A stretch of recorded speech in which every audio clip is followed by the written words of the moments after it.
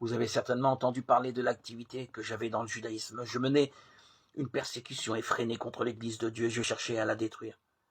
J'allais plus loin dans le judaïsme que la plupart des gens de mon peuple qui avaient mon âge. Et plus que les autres, je défendais avec une ardeur jalouse les traditions de mes pères. Mais Dieu m'avait mis à part dès le sein de ma mère dans sa grâce, il m'avait appelé. Et un jour, il a trouvé bon de mettre en moi la révélation de son Fils pour que moi, je l'annonce parmi les nations païennes.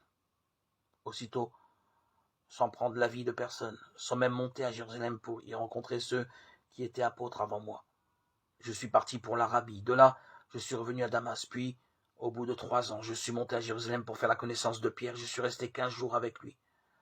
Je n'ai vu aucun des autres apôtres, sauf Jacques, le frère du Seigneur. En écrivant cela, je ne mens pas, je vous le déclare devant Dieu. Ensuite, je me suis rendu dans les régions de Syrie et de Cilicie. Mais pour les églises du Christ qui sont en Judée, mon visage restait inconnu. Elles avaient simplement entendu dire ceci.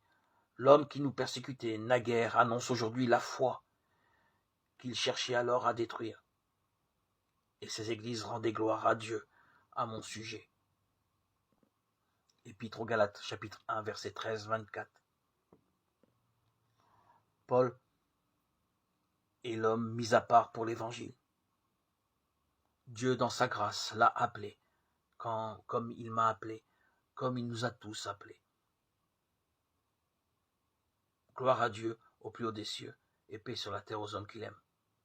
À toi, Seigneur, tout honneur et toute gloire pour les siècles et des siècles.